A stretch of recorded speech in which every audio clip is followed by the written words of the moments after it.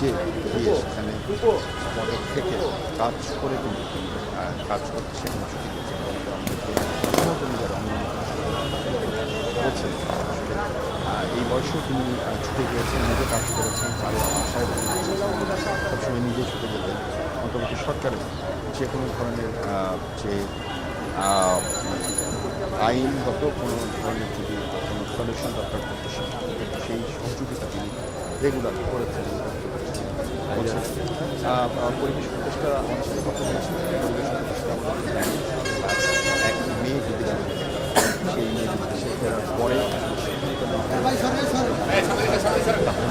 আমরা জামায়াতের আমির এসেছেন এই ঘটনার পরে আমার ক্যামেরার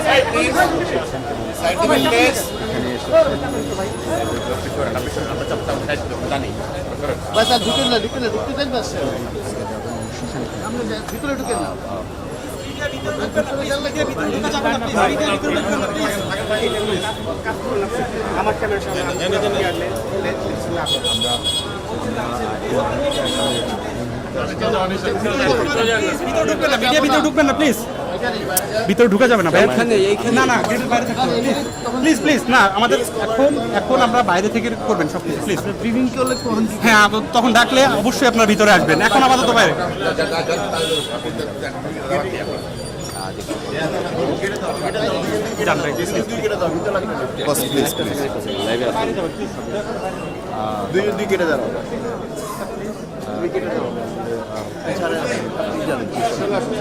ভাইয়া লাইভে আছি, লাইভ অফ করেন, এখন তো লাইভ দেওয়া যাবে, অফ করেন, আমার লাইভ অফ করেন, এখন অফ করা যায়, এখন পারমিশন দিচ্ছি না, পেজ পরে আসে। এইখানে বিভিন্ন রাজনৈতিক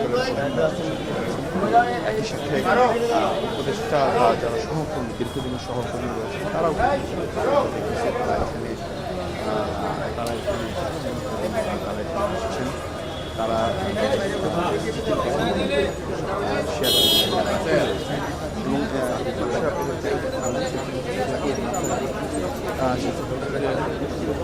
তাওহীদ তাওহীদ তাওহীদ তাওহীদ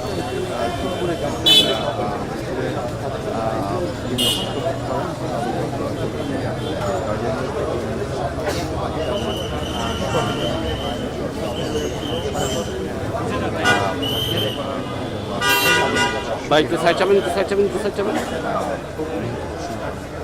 বিভিন্ন সহকর্মী আমরা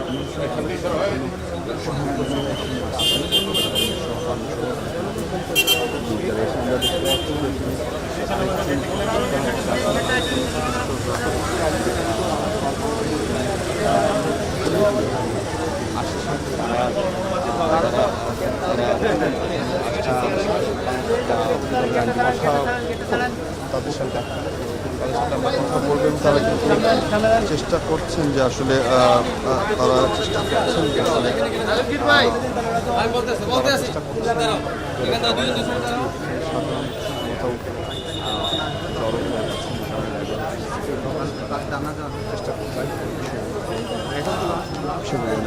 কাজ করতে আরেকটি বিষয় বলে রাখি, সেটা হচ্ছে যে বিভিন্ন দলের নেতাকর্মীরা কিংবা দলীয়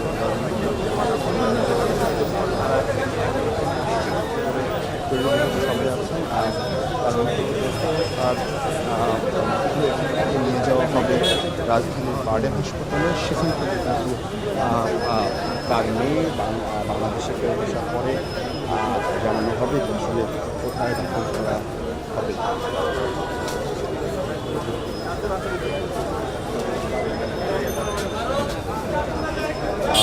তিনি কিন্তু তার ছেলে আছেন, বিদেশে থাকে, তিনি দেশে আসার পরে বাকি তাওহীদ তাওহীদ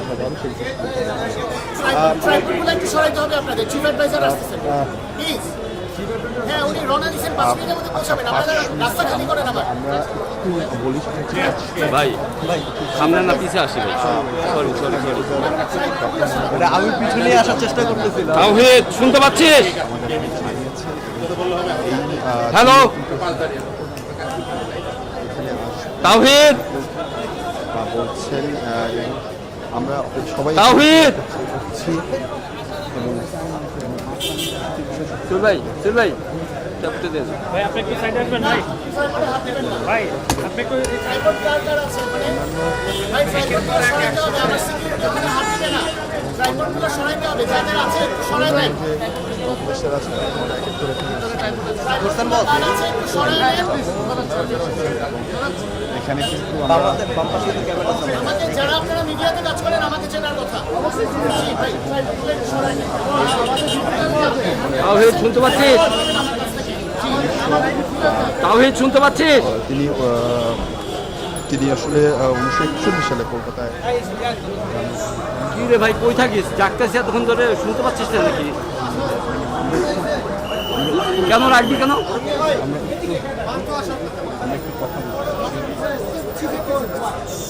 লাউড যা ফালায় রাখ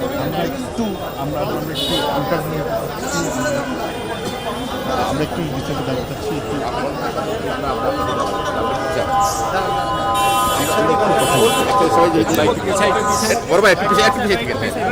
একটু ফোন দিতে পারো ভাই একটু পিছিয়ে ভাই একটু পিছাই ভাই উপদেষ্টা গাড়ি আসছে আমার একটু পাস দেন পিছনে গাড়ি মাননীয় উপদেষ্টা হাসান আরিফ সাহেব 3টার সময় আমাদের এখানে এসেছেন ওনাকে আমরা মৃতই পেয়েছি মৃত পাওয়ার পরে আমরা আমাদের প্রোটোকল অনুযায়ী সমস্ত চেষ্টা করেছি এবং 3:35 ওনাকে মৃত ঘোষণা করা হয় ওনার কার্ডিও পালমোনারি ফেইলিওর বলে যেটাকে হার্ট অ্যাটাক বলা হয় হার্ট অ্যাটাক করেছেন উনি আমরা ওনাকে 3:35 মৃত ঘোষণা উনি কি এখানেই থাকবেন নাকি না আমরা ওনার পরিবারের কাছে হস্তান্তর করছি পরিবার কিছুক্ষণের মধ্যে মরদেহ নিয়ে যাবে আমরা যতদূর জানতে পেরেছি যে ওনারা এসার পরে 7 নম্বর মসজিদে জানাজার ব্যবস্থা করছেন তারপরে আগামীকালকে ওনারা 11টার সময় হাইকোর্ট প্রাঙ্গণে একটি জানাজা হবে তারপরে হয়তো বা দাফন হবে দাফন কোথায় হবে এটা ওনার পরিবারের থেকে জানানো শুনছিলেন যে এটা প্রথম জানাজা বা দিশা 7 নম্বর মসজিদ ধানমন্ডি 7 নম্বর মৃত ঘোষণা করা হয়েছে এবং এখান থেকে আসলে তার পরিবারের কাছে তাকে আর তার হস্তান্তর করা হবে এরপরে কিন্তু ধানমন্ডি 7 নম্বর তার প্রথম এরপরে গার্ডেনে রাখা হবে এবং গার্ডেনে রাখার পরে কিন্তু আগামীকাল কিন্তু ভাই রে আরেকটি জানাজা অনুষ্ঠিত হবে কাজে রাখি লড়া যদি করে নেই বা রাইখা দে আজকে কেমন এই জানাজা অনুষ্ঠিত হবে এবং তার গরমে ঢাকায় আসার পরে বিস্তারিত আসলে জানা যাবে যে কোথায় দাফন করা হবে সেই বিষয়ে আসলে পারিবারিকভাবে সিদ্ধান্ত আমার কিন্তু কোনো কিছু রেকর্ড নাই অবশ্য আপনারা নিশ্চয়ই জানেন যে শুনছিলেন না ঠিক আছে বাট ওই রিপোর্টার ফোন কাইটা গেছে ওটা এটার কোনো ফোন দিছে ডাক্তার সাথে কিন্তু কোনো সাহস করতে দিচ্ছে জরুরি বিভাগ ল্যাবে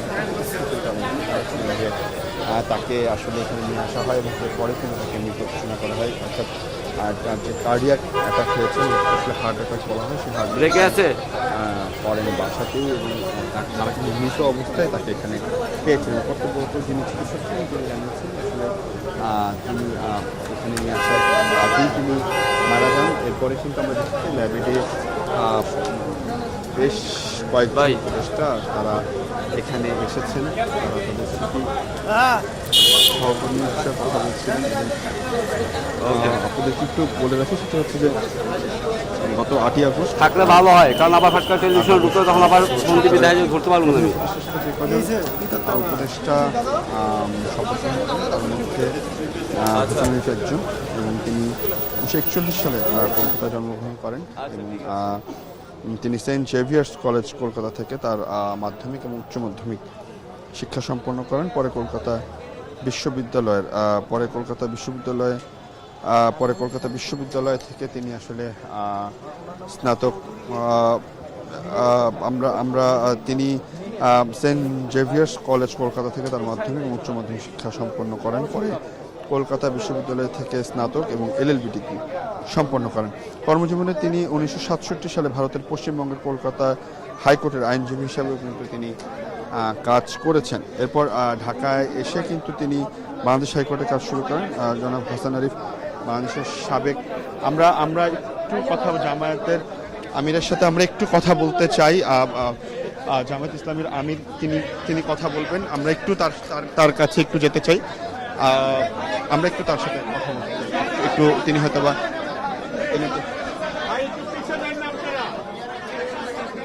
আমরা একটু কথা বলবো। জামায়াত ইসলামের আমির তিনি কথা বলুন, তার সাথে একটু কথা বলতে চাই। ভাই আমি নামাজ পড়বো, তো নামাজের সময় হয়ে গেছে।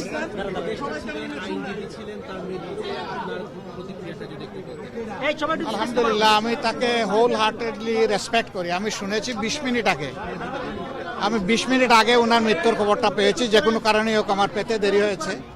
আমি পাওয়ার পরে আরেক জায়গায় একজন রুগী দেখতে যাওয়ার কথা, আমি ওইটা থেকে ডাইভার্ট করে এইদিকে চলে এসেছি আমার মনের টানে। আমি ওনাকে খুবই রেসপেক্ট করতাম। উনি তার পেশাগত জীবনে খুবই স্বচ্ছতার সাথে দায়িত্ব পালন করেছেন এবং তিনি অত্যন্ত উঁচু মানের একজন সিনিয়র আইনজীবী ছিলেন। তার আইনের জ্ঞান যেমন ছিল, তার মধ্যে স্বচ্ছতাও তেমন ছিল। এই দুইটা জিনিস অনেক জায়গায় পাওয়া কঠিন। উপদেষ্টা হিসাবে তিনি এই পদে আসার পরে, দায়িত্বে আসার পরে আমরা একসাথে অনেক সময় বসেছি, কথা বলেছি। তাকে মনে হয়েছে যে একজন খাঁটি দেশপ্রেমিক মানুষ উনি। আর উনি 5 ওয়াক্ত নামাজি মানুষ ছিলেন, সবচেয়ে ভালো যেটা আমার কাছে লাগে। একসাথে অনেক জায়গায় আমরা নামাজ পড়েছি ওনার সাথে। আল্লাহর দরবারে দোয়া করি, জীবনের এই সফর তিনি শেষ করলেন, অনন্ত জীবনের সফর তার শুরু হলো। এই সফরে আল্লাহ তাআলা তার বান্দার প্রতি রহম করুন, তাকে আল্লাহ তাআলা ক্ষমা করুন, তাকে জান্নাতের মেহমান হিসাবে আল্লাহ কবুল করুন এবং তার প্রত্যেকটি মঞ্জিল এবং ঘাট আল্লাহ তাআলা তার জন্য সহজ করে দিন। আর আমরা সকলেও মৃত্যুর কথা চিন্তা করে আমাদের জীবনকেও সুন্দর করার চেষ্টা করি। এরকম দুনিয়ার সব কিছু সারফেসে থেকে যাবে, আমরা চলে যাব মাটির পেটে। তো মাটির পেটটা যেন আমাদের জন্য অনুকূল হয়। আদালতে আখেরাতে at the day of final judgement আমরা যাতে ভালো কিছু নিয়ে আল্লাহ তাআলার দরবারে দাঁড়াইতে পারি। আল্লাহ আমাদেরকে এই তৌফিক দান করুন। সবাইকে শুকরিয়া। আসসালামু আলাইকুম ওয়া রাহমাতুল্লাহ। সংস্কার প্রক্রিয়া চলছে আজকে আর এটা না করি। ওনার মৃত্যুতে সেটা কোনো বাধাগ্রস্ত হবে না, আমি মনে করি বাধাগ্রস্ত হবে না, কারণ কোনো মানুষই আমরা ইনএভাইটেবল না। আমরা যাব, এই জায়গাটা আরো যোগ্যতা সম্পন্ন মানুষ দিয়ে আল্লাহ পূরণ করে দিন, সেটা দোয়া করি। জি, আসসালামু আলাইকুম। দর্শক শুনছিলেন যে আসলে জামায়াত ইসলামের আমির তিনি কথা বলছিলেন গণমাধ্যমের সাথে এবং তিনিও কিন্তু তার সহকর্মী হিসাবে তার কথা বলেছেন। জনাব হাসান আরিফের সম্পর্কে কথা বলেছেন এবং তিনি কিন্তু বলেছেন যে আসলে যেই সংস্কার প্রক্রিয়া চলছিল সেটির আসলে কোনো বাধা পড়বে না এবং তিনি জানাচ্ছিলেন যে আসলে সহকর্মী হিসাবে তার সাথে যে সম্পর্ক ছিলেন সেই সম্পর্ক কতটুকু ভালো ছিল, কতটুকু গভীর ছিল সে সম্পর্কে কিন্তু তিনি আমাদেরকে বিস্তারিত জানাচ্ছিলেন। আমরা আসলে বলছিলাম যে উপদেষ্টা জনাব হাসান আরিফকে আজকে দুপুরে যখন নিয়ে আসা হয় তখন আসলে এখানকার যে কর্তব্যরত চিকিৎসকরা আছেন তারা তখন আসলে তাকে মৃত ঘোষণা করেন, কারণ তারা বলছিলেন যে আসলে বাসাতেই তিনি আসলে কার্ডিয়াক অ্যাটাক করেন এবং সেখান থেকে হার্ট অ্যাটাক করতে এবং এই তখন হার্ট অ্যাটাক করেন এবং সেখানে কিন্তু আমরা আসলে দেখতে পাচ্ছি যে আসলে চিফ অ্যাডভাইজারের অফিস থেকে যে সিকিউরিটি সেই সিকিউরিটি কিন্তু আর্গুমেন্ট করতেছেন কেন? আপনি বাইরে থাকেন। আমি বাইরে থাকি। যেই সিকিউরিটি তারাও কিন্তু এখানে আসছেন, তারা সেখানে আসছেন এবং সেই সিকিউরিটি কিন্তু এখানে আছেন এবং আমরা কিন্তু দেখতে পাচ্ছিলাম যে প্রথম উপদেষ্টা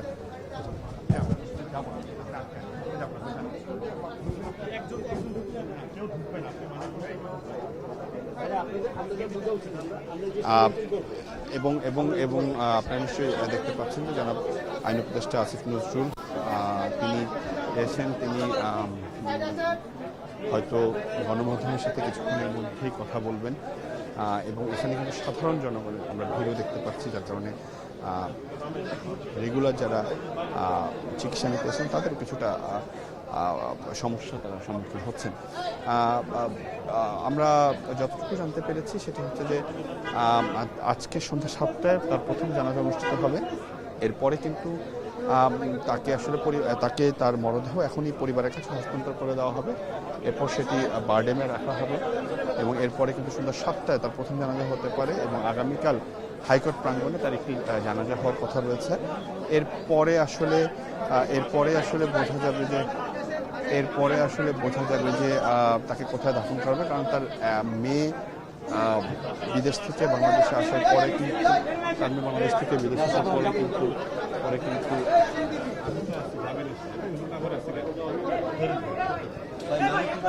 আমি কথা বলতেছি স্যার, তুমি সবাই কথা বলো।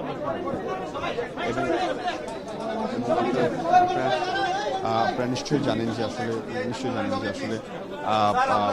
অন্যান্যরা কথা বলছিলেন এবং অন্যান্যরা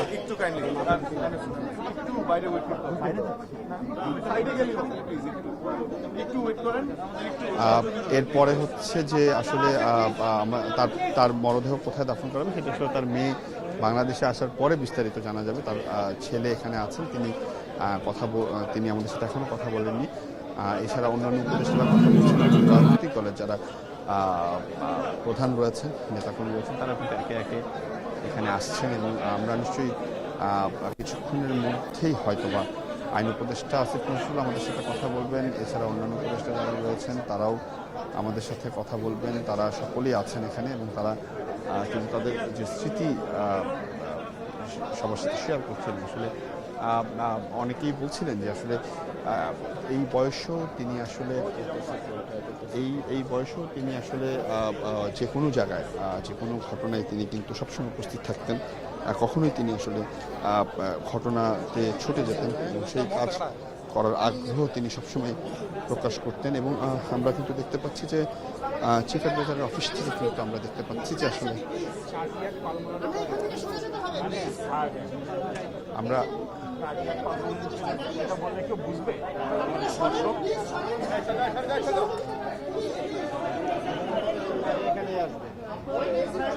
আচ্ছা ভাই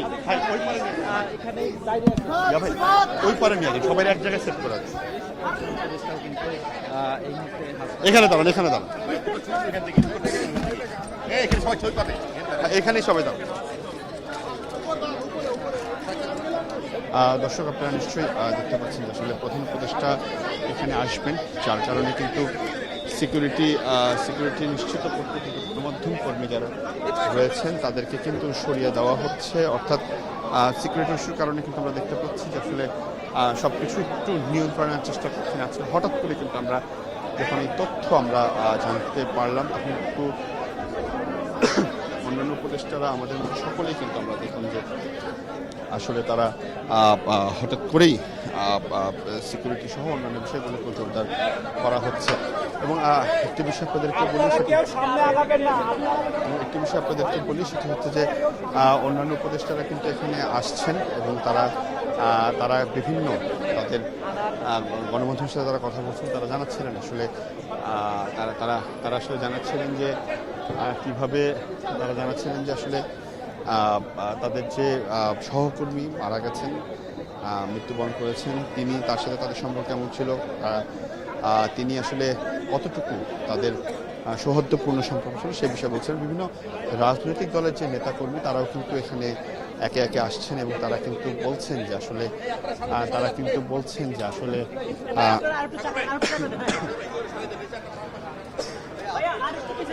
এবং অন্যান্য সহকর্মী তারাও কিন্তু বলছিলেন আসলে যে কোনো কাজে কিন্তু তাকে তারা পেতেন এবং তিনি ছুটে যেতেন। 1941 সালে তিনি কলকাতায় জন্মগ্রহণ করেন। এরপরে আসলে তিনি কলকাতাতেই তার প্রফেশনাল জীবন শুরু করেন, তার কর্মী জীবন শুরু করেন। পরে বাংলাদেশে আসেন এবং তিনি কিন্তু তত্ত্বাবধায়ক সরকার, ফখরুদ্দিনের আমলে যে তত্ত্বাবধায়ক সরকার ছিল সেখানেও তিনি উপদেষ্টা পর্যায়ে কাজ করেন এবং একই সাথে তিনি বাংলাদেশের অ্যাটর্নি জেনারেল ছিলেন। এবং আরেকটি বিষয় আপনাদেরকে জানিয়ে রাখি সেটি হচ্ছে যে প্রধান উপদেষ্টা কিন্তু কিছুক্ষণের মধ্যে তিনি এখানে এসে পৌঁছাবেন, যার কারণে যে সিকিউরিটি ইস্যু রয়েছে সেগুলো কিন্তু চেক করা হচ্ছে। এবং একটি বিষয় আপনাদেরকে বলে রাখি সেটা হচ্ছে যে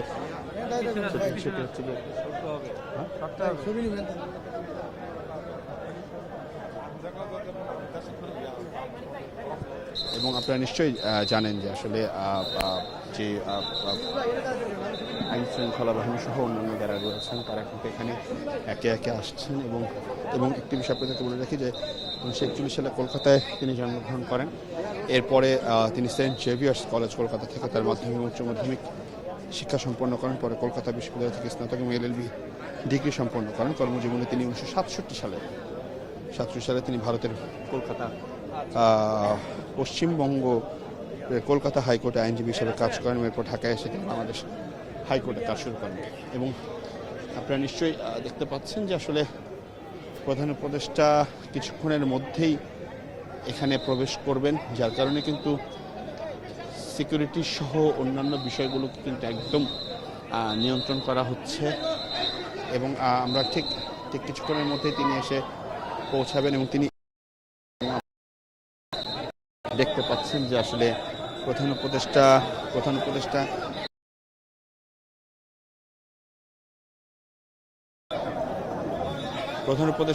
এসে গেছেন। প্রধান উপদেষ্টা ঠিক কিছুক্ষণের মধ্যেই প্রধান উপদেষ্টা ডক্টর মোহাম্মদ ইউনূস এসেছেন রাজধানীর ল্যাবেট কার্ডিয়াক হাসপাতালে এবং তিনি এখানে ঠিক কিছুক্ষণের মধ্যেই তিনি এখানে নামবেন। আমরা হয়তোবা দেখতে পাচ্ছি তার যে সিকিউরিটি ফোর্স রয়েছে, এসএসএফ সহ যে সিকিউরিটি ফোর্স রয়েছে তারা কিন্তু প্রস্তুত হয়েছেন এবং তিনি কিন্তু ঠিক কিছুক্ষণের মধ্যেই তিনি এখানে নামবেন।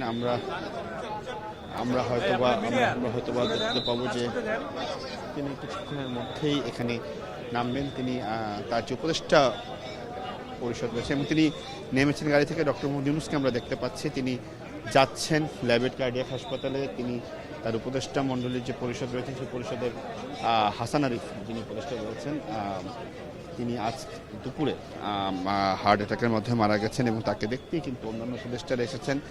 এবং ঠিক এই মুহূর্তে আমরা দেখলাম যে আসলে অন্তর্বর্তী সরকারের বিমান পর্যটন এবং ভূমি উপদেষ্টা AFM হাসান আরিফের মরদেহ দেখতে ল্যাবেট কার্ডিয়াক হাসপাতালে কিন্তু এই মুহূর্তে পৌঁছেছেন প্রধান উপদেষ্টা ডক্টর মোহাম্মদ ইউনূস। এবং আমরা যদি একটু বলি সেটি হচ্ছে যে আজ দুপুরে 3টার দিকে তিনি 3টার দিকে তাকে হাসপাতালে নিয়ে আসা হয়। 3:10-এর দিকে 3:30টার মধ্যে কিন্তু যারা চিকিৎসক রয়েছেন তারা তাকে মৃত ঘোষণা করেন এবং চিকিৎসকদের সাথে আমার কথা হচ্ছিল এবং এখানকার ল্যাবেট কর্তৃপক্ষ আমাদেরকে জানিয়েছেন যে আসলে দুপুরেই তিনি বাসাতেই আসলে মারা যান।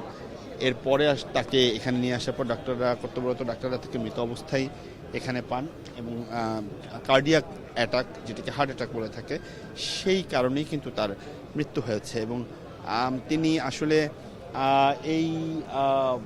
তার সন্তান রয়েছেন, ছেলে সন্তান এখানে আছেন এবং তার মেয়ে যিনি আছেন তিনি দেশের বাইরে আছেন বর্তমানে। সে দেশে আসলে দাফন কোথায় হবে সেই সিদ্ধান্ত নেওয়া হবে বলে কিন্তু জানানো হয়েছে যে আসলে তাকে কোথায় দাফন করা হবে। তবে যতটুকু আমরা জানতে পেরেছি সেটি হচ্ছে যে তাকে এখন পরিবারের কাছে তার মরদেহ হস্তান্তর করে দেওয়া হবে। এরপর সন্ধ্যা 7টায় হচ্ছে ধানমন্ডি 7 নম্বরে তার একটি জানাজা হওয়ার কথা রয়েছে। ধানমন্ডি 7 নম্বরে প্রথম জানাজা হবে।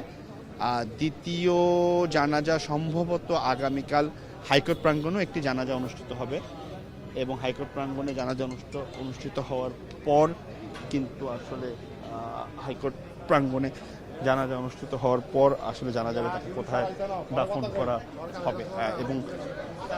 এবং একটি বিষয় আপনাদেরকে জানিয়ে রাখি সেটি হচ্ছে যে তাকে ঠিক এই মুহূর্তে বারডেম হাসপাতালে হয়তোবা তাকে নিয়ে যাওয়া হবে, সেখানে তাকে তার মরদেহ সেখানে রাখা হবে। এরপর তার সন্তান, তার মেয়ে বাংলাদেশে আসার পর কিন্তু জানা যাবে তাকে আসলে কোথায় দাফন করা হবে।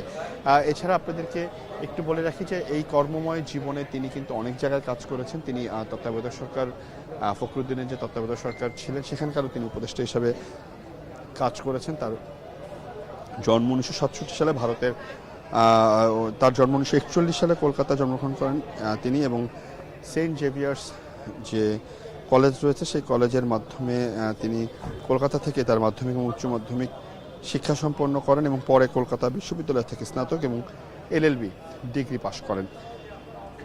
পরবর্তী তার কর্মজীবনও কিন্তু তিনি শুরু করেন ঠিক ভারতের পশ্চিমবঙ্গের কলকাতা হাইকোর্টে তার কর্মজীবন শুরু হয়। তিনি একজন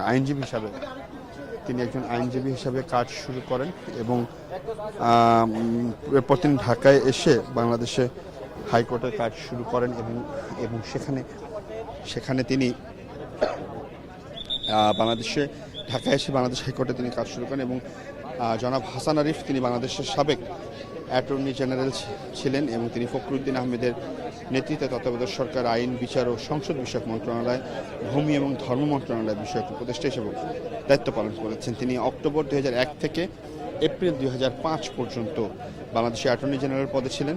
এছাড়া তিনি জানুয়ারি 2008 থেকে জানুয়ারি 2009 পর্যন্ত বাংলাদেশের তত্ত্বাবধায়ক সরকারের আইন উপদেষ্টার দায়িত্ব পালন করেছেন এবং এই কথাটি কিন্তু অন্যান্য যে উপদেষ্টারা ছিলেন তারা কিন্তু বলছিলেন যে আইন বিষয়ক যে কোনো সমাধান কিংবা যে কোনো সাজেশনের ক্ষেত্রে কিন্তু সবসময় আমরা দেখেছি যে তিনি আসলে এই সাজেশনের ক্ষেত্রে তিনি কিন্তু তারা যে উপদেষ্টা পরিষদ যে রয়েছে পরিষদের মধ্যে রয়েছেন তারা কিন্তু সবসময় তার সহযোগিতা চাইতেন। এরকম কথা কিন্তু আমাদেরকে উপদেষ্টা পরিষদের অন্যান্য সদস্যরা নিশ্চয়ই দেখতে পাচ্ছেন। উপদেষ্টারা আস্তে আস্তে বের হচ্ছে। আমরা ডক্টর ইউনূস প্রধান উপদেষ্টা সহ আইন উপদেষ্টা ছাড়াও আমরা অন্যান্য উপদেষ্টা এবং তার যে উপদেষ্টা মাহফুজকে আমরা দেখতে পাচ্ছি, তার প্রেস সচিবকে আমরা দেখতে পাচ্ছি, আসিফ নজরুল আইন উপদেষ্টা তিনি এসেছেন, তার প্রেস সচিব এসেছেন, অন্যান্য সকলেই কিন্তু আস্তে আস্তে বের হচ্ছে এবং আমরা দেখছি যে প্রধান উপদেষ্টাকে আমরা দেখলাম যে তিনি গাড়িতে উঠে গেছেন, তিনি এখন রওনা দিয়েছেন, তিনি চলে যাচ্ছেন এবং আমরা সম্ভবত প্রেস সচিব শফিক আমাদের সাথে কথা বলে আমরা একটু তার সাথে কথা বলতে চাই এবং আমরা তার সাথে একটু কথা বলতে চাই। ভাই আমাদের ধাক্কা দিতে আমরা তার সাথে আসলে একটু কথা বলবো। তিনি হয়তো গণমাধ্যমের সাথে কথা বলবেন এবং গণমাধ্যমের সাথে তিনি কথা বলবেন। আমরা একটু অপেক্ষা করবো। আমরা একটু প্রধানমন্ত্রীর প্রেস সচিব তার সাথে আমরা একটু কথা বলতে চাই। আমরা আইন উপদেষ্টা আসিফ নজরুল পাচ্ছেন, সবাই হয়তো বা কথা বলবেন এবং অন্যান্য উপদেষ্টা যারা রয়েছেন তাদের সাথে আমরা একটু কথা বলবেন হয়তো বা আমরা একটু তার কাছে যাব। আমরা একটু দেখি আমরা আইন উপদেষ্টা কি বলছেন সেটা একটু জানতে চাই। আমরা এখন তার কাছে ডিরেক্টলি চলে যাব। আমাদের এই মাত্র প্রধান উপদেষ্টা উনি মিশর থেকে ফিরেছেন, এয়ারপোর্ট থেকে সরাসরি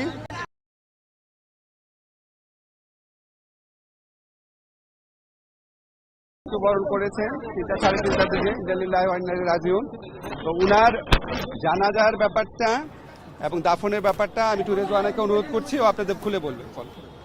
আজকে বাদ এশা ওনার জানাজা হবে ধানমন্ডি 7 মসজিদের যেখানে মসজিদটা আছে 7 নম্বর রোডে সেখানে।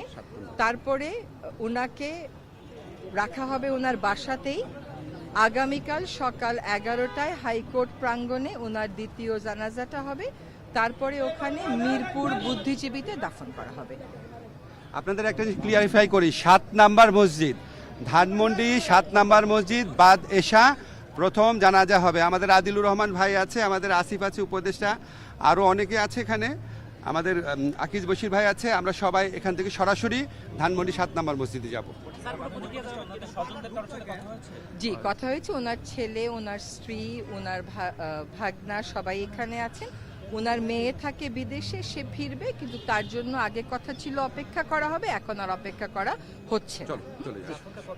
দাফনটা আগামীকাল হচ্ছে বাদ জোহর মিরপুর বুদ্ধিজীবী। আমাদের তো আজকের সহকর্মী না, আমাদের তো সেই কোর্টের যত বছর কোর্টের বারান্দায় হাঁটি তত বছরের সহকর্মী। আমার অনেক স্মৃতি, কারণ আমি যে প্রতিষ্ঠানে আগে কাজ করতাম সেটার অনেক মামলা উনি করেছেন। আমি মনে করি আইন অঙ্গনে এমন সজ্জন, বিদ্বান, ভদ্র, প্রাজ্ঞ একজন আইনজীবী খুঁজে পাওয়া আসলেই দুষ্কর। একটা হাসান আরিফ স্যারের মৃত্যু মানে হচ্ছে আইনজীবী হিসেবে একজন প্রতিষ্ঠান চলে যাওয়া। দোয়া করবেন সবাই। বাকিটা পরে, আজকে থাক। এটা আপনাদের একটা কথা বলি, উনি উপদেষ্টা পরিষদের সদস্য হিসাবে আমাদের সবচেয়ে অ্যাক্টিভ, সবচেয়ে উদ্যোগী উপদেষ্টাদের একজন ছিলেন। জাস্ট 4 দিন আগে যখন ইস্তিমুরের প্রেসিডেন্ট এসেছিলেন, উনি স্যারের সাথে টেবিলে বসেছিলেন। স্যার ভিতরে গিয়ে বলছিল যে কত উচ্ছল আনন্দময় প্রাণবন্ত মানুষ ছিলেন। আমাদের আজকে আর বেশি কিছু বলার নাই, আপনারা সবাই স্যারের জন্য দোয়া করবেন। উনি অত্যন্ত ভালো একজন মানুষ ছিলেন। ধন্যবাদ।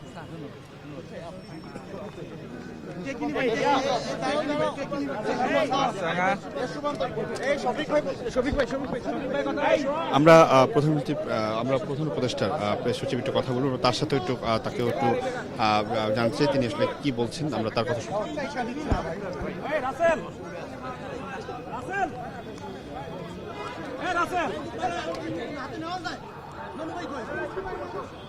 ভাই একটু সরতে হবে ভাই। মাইকগুলো নিচে ধরে।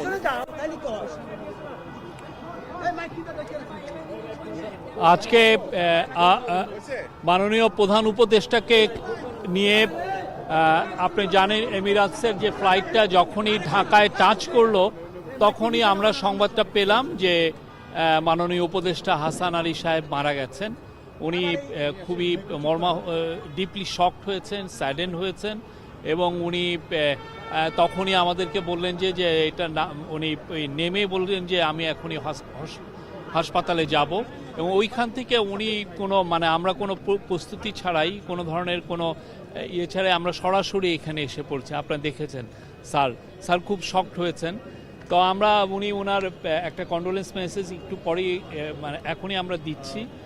এখন উনি ওনার বিদেহী আত্মার মাগফিরাত চেয়েছেন এবং ওনার ফ্যামিলিকে একটু আগে ওনার ফ্যামিলির সাথে কথা বলেছেন, ফ্যামিলি মেম্বারদের সাথে। আপনারা জানেন হাসান আরিফ বাংলাদেশের লিগ্যাল প্রফেশনের একজন মহিরুহু ছিলেন। বাংলাদেশের অনেক লিগ্যাল অ্যাক্টিভিজম যেগুলো আপনি ডিসেন্টিং ভয়েসগুলো বা ডিসিডেন্টদেরকে উনি ডিফেন্ড করেছেন। বাংলাদেশের মার্জিনালাইজ কমিউনিটির সাথে উনি দাঁড়িয়েছেন। ওনার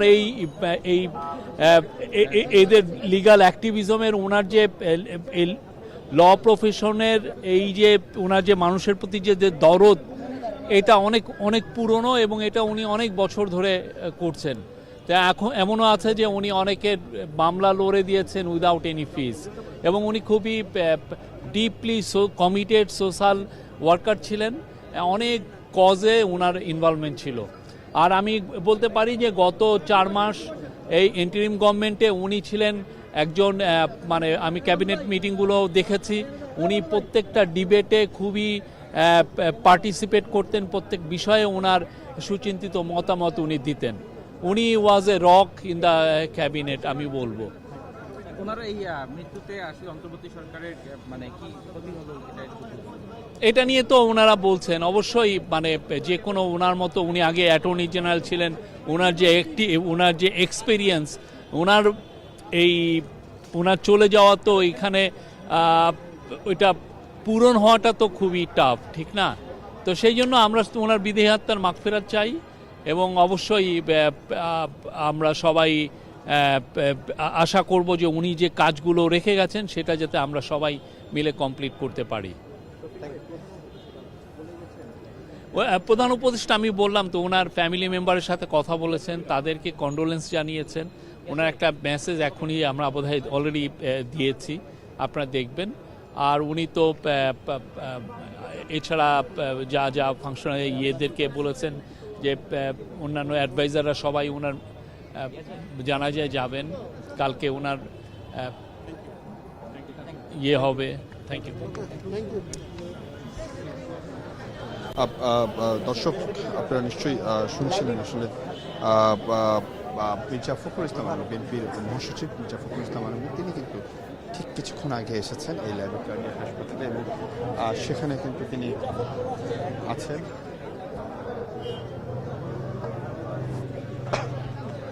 মির্জা ফখরুল ইসলাম আলমগীর ঠিক কিছুক্ষণ আগে এই ল্যাবরেটরি কার্ডিয়াক হাসপাতালে প্রবেশ করেছেন। এছাড়া অন্যান্য উপদেষ্টারাও কিন্তু এখানে এসেছেন এবং অন্যান্য আমরা যতটুকু খবর জানতে পেরেছি এতক্ষণ আমরা জানাচ্ছিলাম যে আসলে তার মেয়ের জন্য অপেক্ষা করা হবে, তবে পারিবারিকভাবে সে সিদ্ধান্ত নেওয়া হয়েছে যে তার মেয়ের জন্য অপেক্ষা করা হবে না, আগামীকাল বাদ জোহর মিরপুর বুদ্ধিজীবী কবরে তাকে দাফন করা হবে এবং তার প্রথম জানাজা 7 মসজিদ রোডে।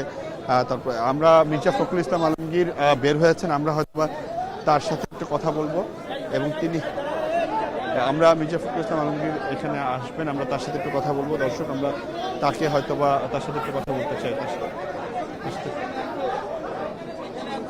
শাহরুল ভাই এদিক নিয়ে আসেন, শাহরুল ভাই এদিক নিয়ে আসেন, আপনি এদিক থেকে সরেন, এদিক নিয়ে আসেন। দর্শক, ঠিক এই মুহূর্তে মির্জা ফখরুল ইসলাম আলমগীর, মানে ভাই একটু দূরেই রাখেন ভাই, একটু সবাই চাপা যান, আসতেছে। আমরা দর্শক, আমরা ভাই একটু জায়গা দেন। দর্শক, মির্জা ফখরুল ইসলাম আলমগীর এখন এসেছেন, আমরা তার সাথে একটু কথা বলতে চাই। তিনি আসলে কথা বলবেন আমাদের সাথে, আমরা সেখানে সরাসরি চলে যাচ্ছি।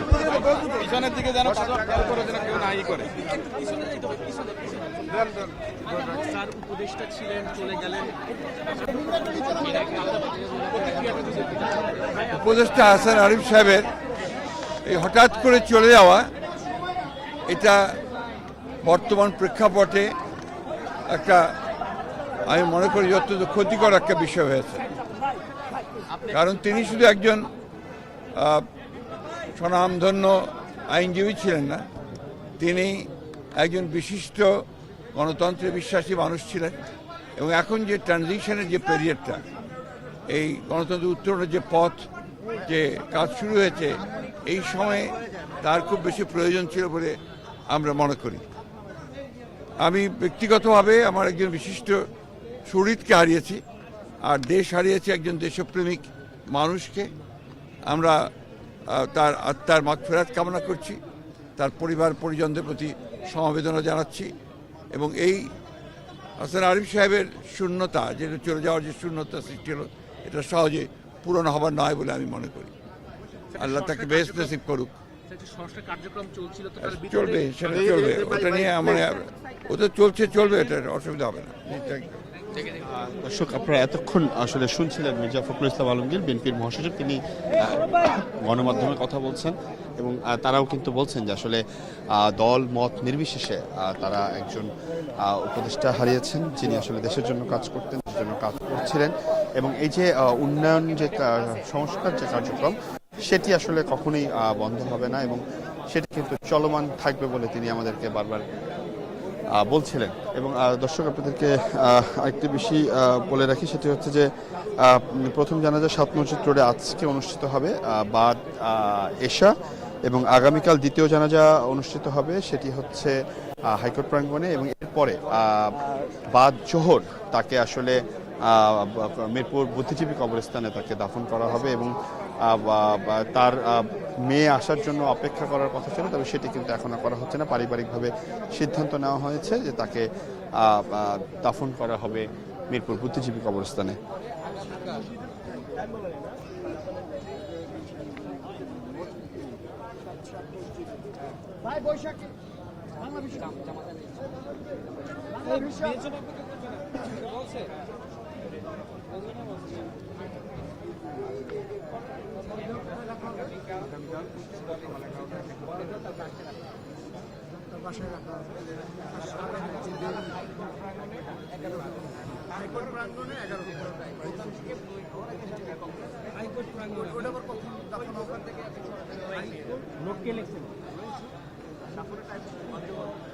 বাদ জোহর মিরপুর, বাদ জোহর, আর তার মেয়ের জন্য আর অপেক্ষা করবেন। কোর্ট প্রাঙ্গণে 11টায়।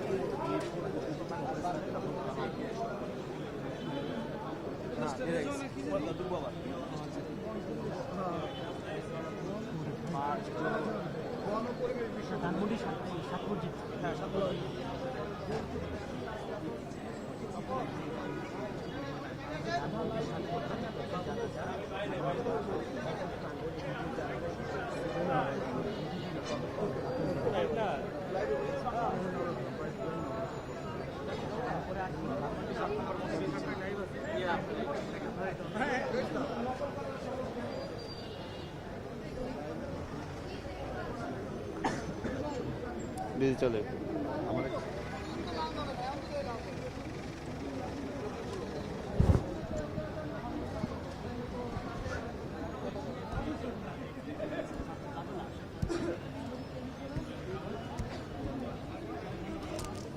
আচ্ছা, এই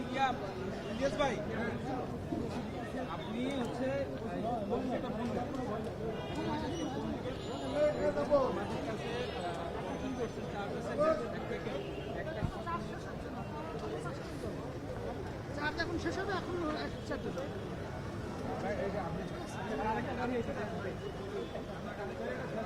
ছবি দাও,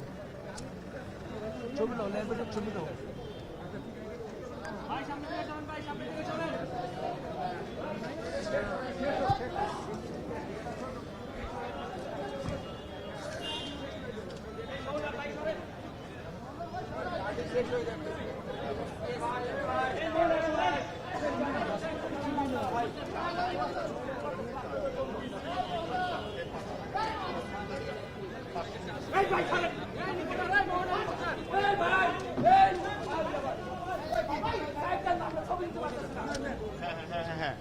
ওকে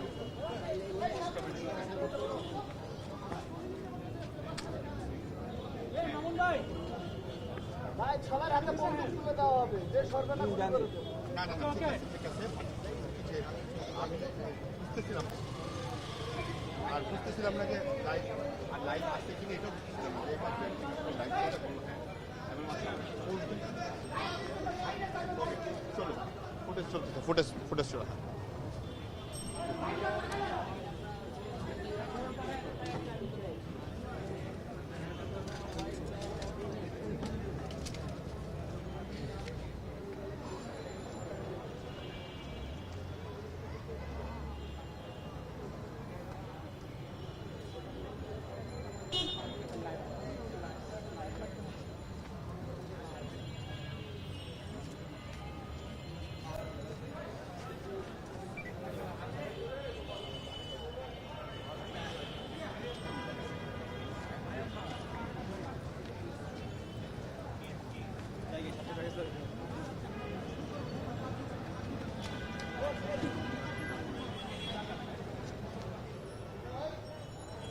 ভাই যে আমরা কি এখান থেকে কি 7 মিনিট করে গাড়ি পিছিয়ে যাবো না আগে গিয়ে দাঁড়াবো?